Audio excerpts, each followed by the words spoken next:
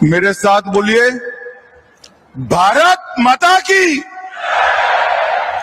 क्यों भाई, क्या हो गया पुणे वालों की आवाज को?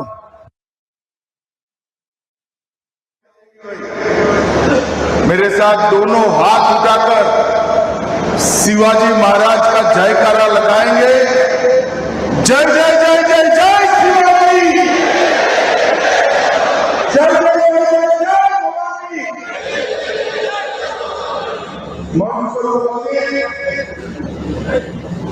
महाराज के लोकप्रिय और यशस्वी मुख्यमंत्री मंच पर उपस्थित महाराष्ट्र के लोकप्रिय और यशस्वी मुख्यमंत्री श्रीमान देवेंद्र फडणवीस जी, आज जिनको तिलक राष्ट्रीय पुरस्कार से सम्मानित कर रहे हैं, ऐसे अणिशुद्ध देशभक्त, जन्मजात देशभक्त श्रीमान अजीत डोभाल जी, महाराष्ट्र के उप मुख्यमंत्री श्री एकनाथ शिंदे जी, श्रीमती सुनेत्रा प्रभार जी, सहकारिता मंत्रालय में मेरे साथी श्री मुरलीधर महल जी, भाजपा के वरिष्ठ नेता और महाराष्ट्र सरकार के उच्च और तकनीकी शिक्षा मंत्री चंद्रकांत दादा पाटिल जी, महाराष्ट्र सरकार के मंत्री उदय सावंत जी, हमारे प्रदेश अध्यक्ष रविंद्र चौहान जी, डॉक्टर रोहित तिलक जी, इस सभागार में अजीत जी के सम्मान में एकत्रित आए हुए पुणे के सभी भाइयों बहनों को मेरा राम राम नमस्कार। मित्रों, आज महान देशभक्त,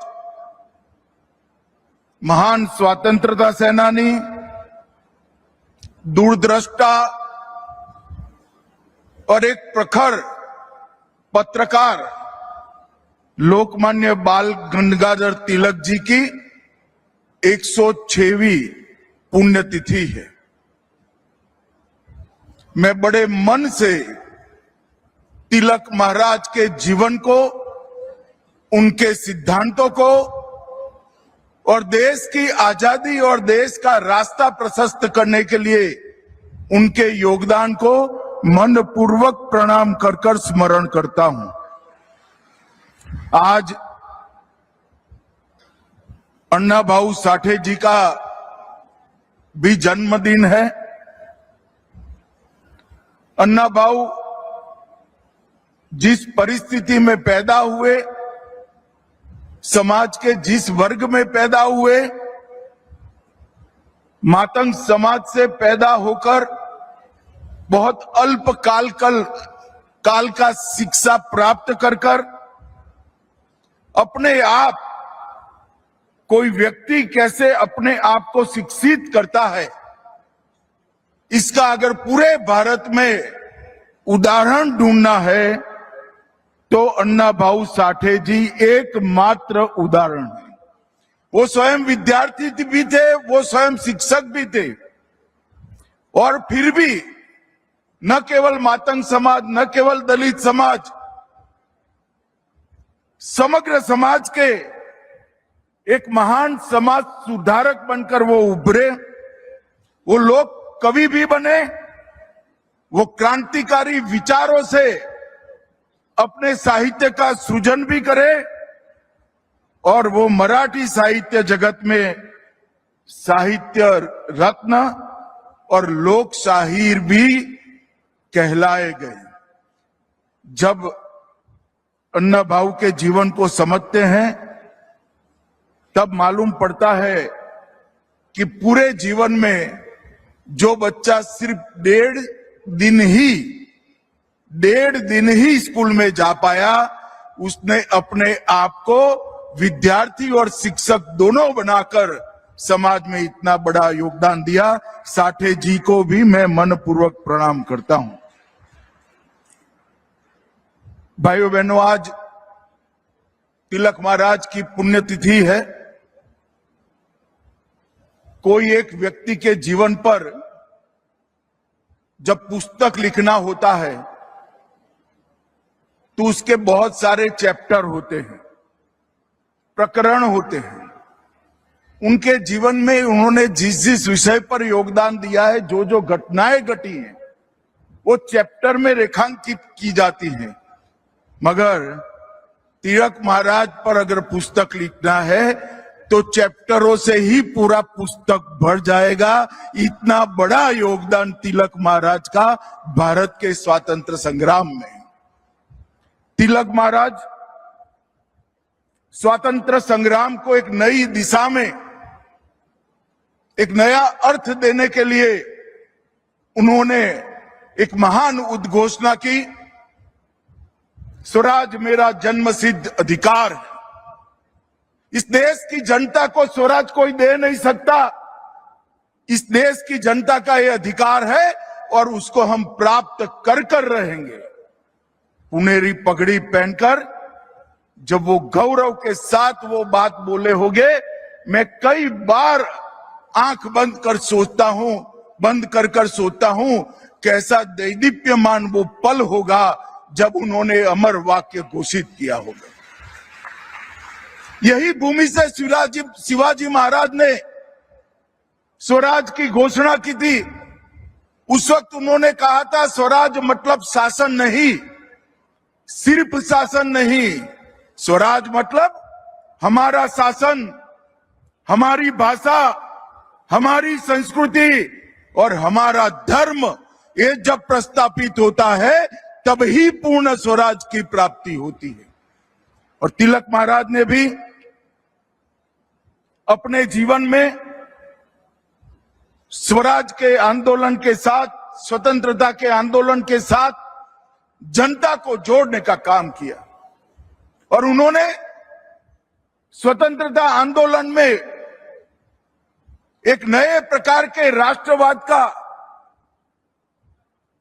जन्म दिया, सांस्कृतिक राष्ट्रवाद का। राष्ट्रवादी कई लोग हुए, मगर तिलक महाराज ने जब गणपति उत्सव और शिवाजी महोत्सव शुरू किया, उन्होंने राष्ट्रवाद को देखते देखते सांस्कृतिक राष्ट्रवाद में बदलने का काम किया। उन्होंने आने वाले दिनों में देश के चलने की दिशा भी तय कर दी और कहा कि ये देश जब भी आजाद होगा इस रास्ते पर चलेगा। और वो व्यक्ति की दूरंदेशी देखिए, आज देश सांस्कृतिक राष्ट्रवाद के रास्ते पर चल पड़ा है। अब उसको कोई वापिस नहीं ला सकता, देश यही रास्ते पे चलता रहेगा। तिलक महाराज एक शिक्षक थे, शिक्षा में राष्ट्रीय शिक्षा के आग्रही थे, प्रखर पत्रकार थे। पत्रकार कितना निर्भीक हो सकता है, वो केसरी के तंत्री लेख देखकर ही कोई इसका अनुभव कर सकता है। और एक बहुत बड़े चिंतक के रूप में उन्होंने भारत की आत्मा की अभिव्यक्ति दुनिया के सामने करने का काम तिलक महाराज ने किया। करोड़ों लोगों के हृदय के अंदर स्वराज का मंत्र प्रज्वलित किया। एक युग पुरुष, एक महान शिक्षक, एक निर्भीक पत्रकार, चिंतक, कर्मयोगी, लोकमान्य बाल गंगाधर तिलक की जोड़ पूरे स्वतंत्रता संग्राम में किसी के साथ मेल नहीं खाती है, वो सबसे ऊपर थी। मित्रों, इन्होंने अभी मुझे भी गुजराती में तिलक महाराज की गीता का अनुवाद दिया गया। मेरा सभी युवाओं से आग्रह है, गीता को तिलक महाराज की दृष्टि से पढ़िए। आपके जीवन में कभी आप गलती नहीं कर पाएंगे, ये मैं आपको गारंटी देता हूं। ये जो ग्रंथ है वो श्रीमद् भगवत गीता का व्यवहारू स्वरूप क्या हो सकता। एक आम आदमी, एक विद्यार्थी, एक युवा, एक किशोर, एक नागरिक भगवत गीता को कैसे जी सकता है, उसका व्यवहारू स्वरूप तिलक महाराज ने हम सब के सामने रखने का काम। उन्होंने उस जमाने में new English school, Deccan education society और फर्ग्यूसन कॉलेज तक की पूरी शिक्षा की चक्र की व्यवस्था पुणे में करने की व्यवस्था की। और उन्होंने बुद्धि को ज्ञान देना ये शिक्षा का काम है। ये मंत्र दिया, चरित्र को दृढ़ीभूत करना वो शिक्षा का काम है। और शिक्षा प्राप्त कर कर जो बड़े होते हैं वो सभी भारत माता के चरणों में समर्पित करे, वो शिक्षा है। वो व्याख्या उन्होंने की। अंग्रेज अगर किसी अखबार से डरते थे तो केसरी और द मराठा से डरते थे, और उसमें अखबार से ज्यादा तिलक महाराज का बहुत बड़ा योगदान था। उन्होंने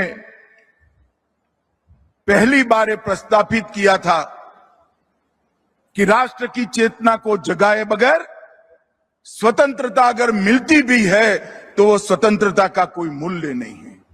राष्ट्र की चेतना को जगाकर ही स्वतंत्रता प्राप्त करनी चाहिए।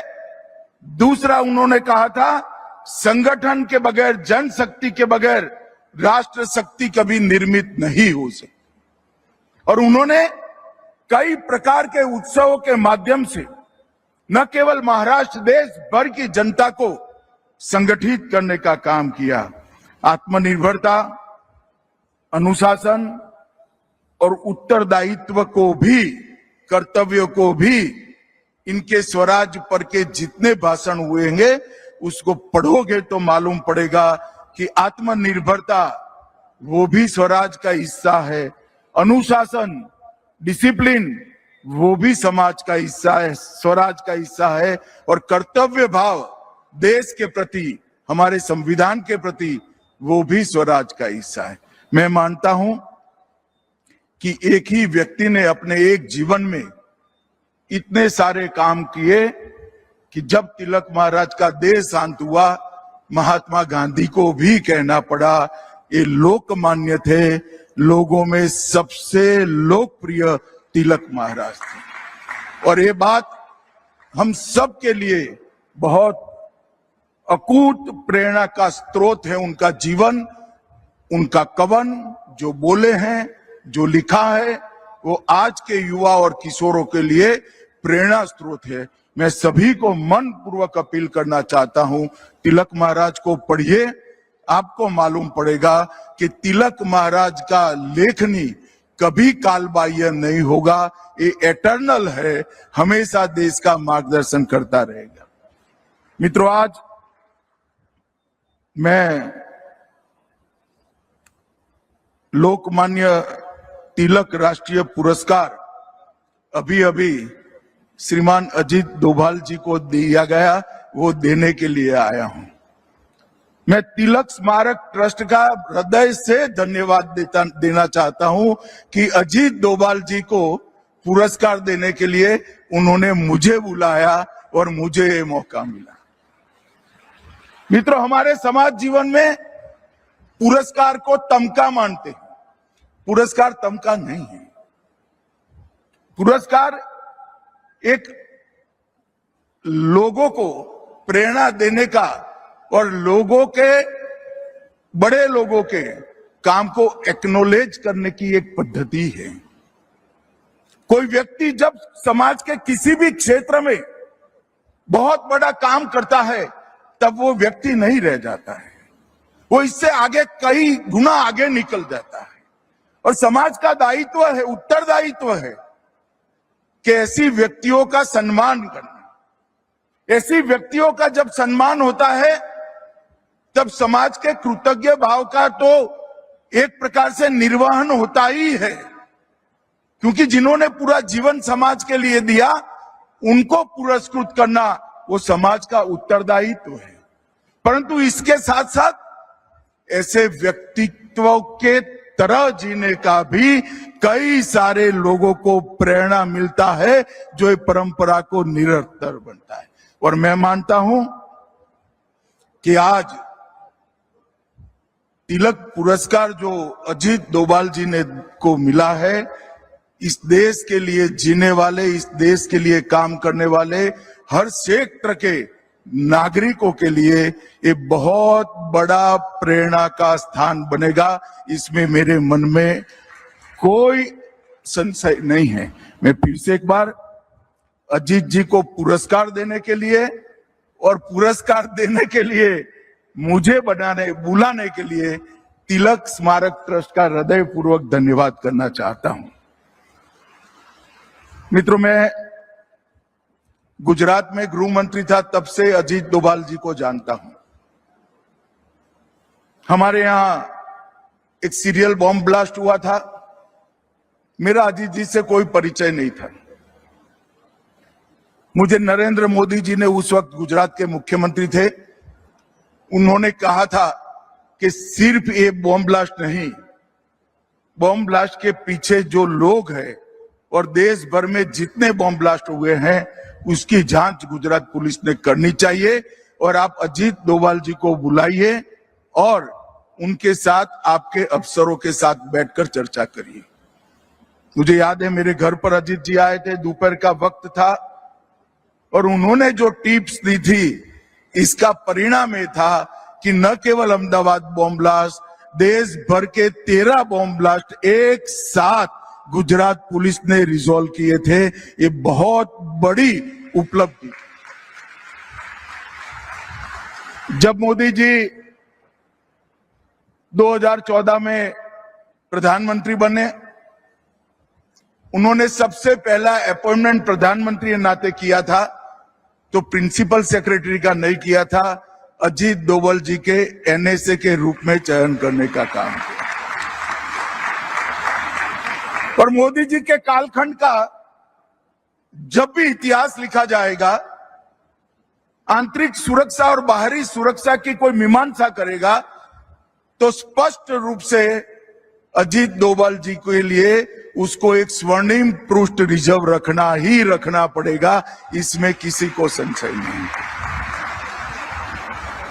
मोदी जी गुजरात में थे तब से चर्चा करते थे किस देश की विदेश नीति में रीढ़ की हड्डी का अभाव दिखाई पड़ता है। जब वो प्रधानमंत्री बने, मैंने पहले पार्टी के अध्यक्ष के रूप में और इनके कैबिनेट के साथी के रूप में बारीकी से देखा है। आज भारत की विदेश नीति रीढ़ की हड्डी वाली विदेश नीति बनी है, इसमें कोई डिनाई नहीं कर सकता। हमने सम्मान के साथ दुनिया में हमारा स्थान मजबूत किया है, और मोदी सरकार ने ये जो अचीव किया है उसमें भी अजीत डोभाल जी का बहुत बड़ा योगदान है। मित्रों, एक युवा अधिकारी गढ़वाल से आकर 72 में 68 में आईपीएस बनता है। शुरुआती करियर में ही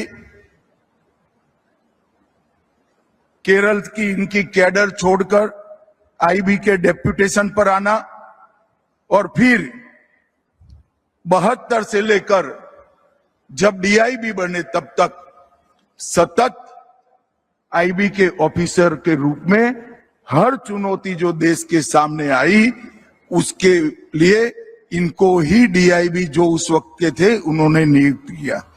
पूर्वोत्तर, सिक्किम, जम्मू कश्मीर, पंजाब, पाकिस्तान में रहकर कई जगह पे इन्होंने एक अद्भुत योगदान देने का काम किया है, जिसका चित्रांकन और जिसका मूल्यांकन संभव ही नहीं है। क्योंकि आईबी के जो अफसर करते हैं, जो उनकी ड्यूटी निभाते हैं, वो कभी पूर्ण रूप से घोषित नहीं होती। पाकिस्तान में भी अजीत डोभाल जी ने 6 साल तक काम किया और बड़े क्रूशियल समय में काम किया।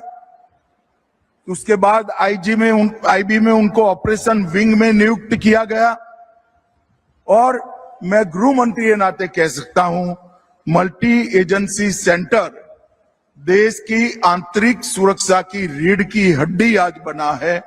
मोदी जी के आने के बाद 19 के बाद हमने उसको पूरी तरह से पुनर्जीवित भी किया है और एक नया अवतार भी आज के समय के रूप में लाए हैं।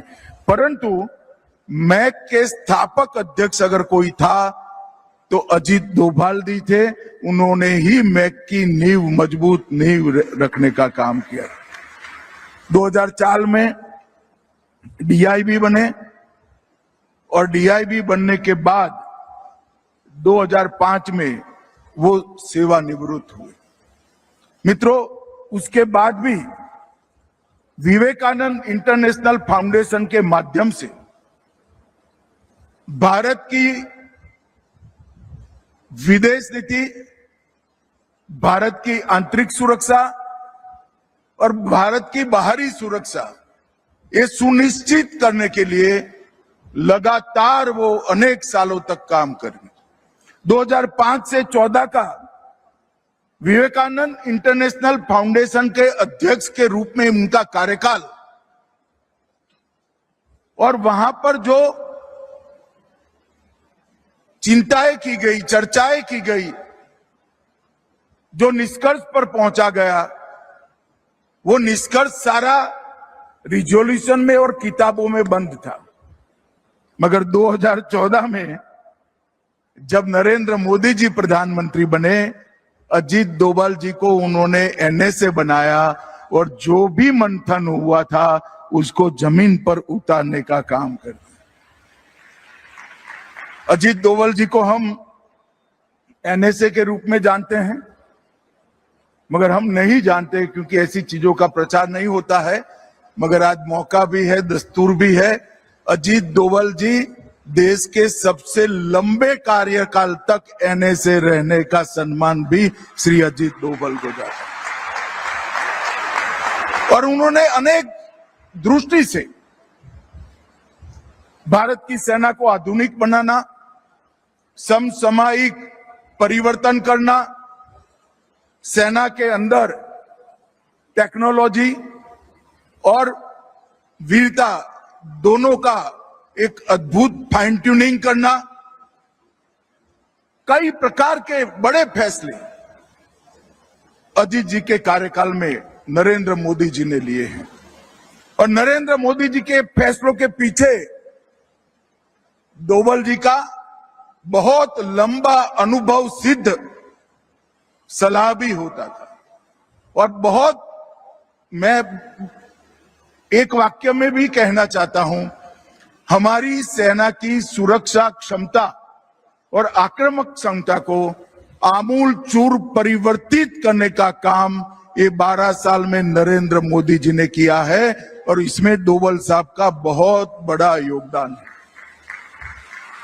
इसलिए जब मुझे ट्रस्ट का फोन आया कि श्री अजीत डोभाल जी को हमारी कमेटी ने इस वर्ष के तिलक पुरस्कार के लिए चयन किया है, अगर आप आ सकते हैं तो हमें अच्छा लगेगा।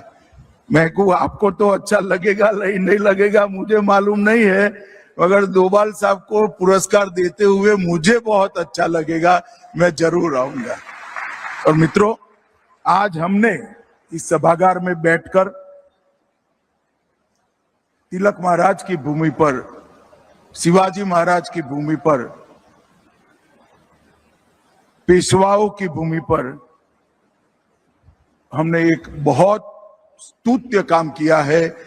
एक अणिशुद्ध देशभक्त, एक जन्मजात देशभक्त का सम्मान करने का मैं ईश्वर को प्रार्थना करता हूं और देश भर के कई लोग करते हैं कि अजीत डोभाल जी शतायु हो और लंबे समय पर तक पूर्ण स्वास्थ्य के साथ अपना योगदान देश की सुरक्षा के लिए देते रहे। और मैं फिर से एक बार तिलक स्मारक ट्रस्ट को भी बहुत बहुत धन्यवाद करना चाहता हूं कि इन्होंने एक बहुत स्तुत्य काम किया है कि अजीत डोभाल जी को महान तिलक स्मारक से अवार्ड से आपने पुरस्कृत किया है। इसके लिए हम सब आपका धन्यवाद करते हैं। मेरी बात यहीं समाप्त करता हूं। वंदे मातरम।